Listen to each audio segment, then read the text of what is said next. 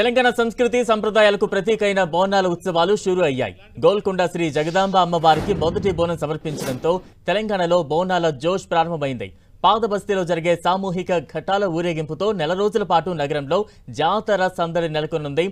గోల్కొండ అమ్మవారికి ప్రభుత్వం తరపున మంత్రులు పొన్నం ప్రభాకర్, కొండా సురేఖ గోల్కొండ జగదాంబిక అమ్మవారికి పట్టు వస్త్రాలను సమర్పించారు. నెల రోజుల పాటు గోల్కొండ కోటలో 9 ప్రత్యేక పూజలు నిర్వహిస్తారు. ఈ పూజలకు నగరంతో పాటు వివిధ జిల్లాల నుంచి లక్షలాదిగా భక్తులు రానున్నారు. బోనాల సంప్రదాయం ప్రకారం ప్రసిద్ధి చెందిన గోల్కొండ కోటలోని శ్రీ ఎల్లమ్మ ఆలయంలో ప్రారంభం కావడం ఆనవాయితీ. ప్రతి సంవత్సరం ఆషాఢ మాసంలో అమావాస్య తర్వాత వచ్చే గురువారం లేదా ఆదివారం బోనాలు ప్రారంభమవుతాయి. అయితే ఈ నెల బుధవారం అమావాస్య వచ్చింది. దీంతో తెల్లారే బోనాలు మొదలయ్యాయి.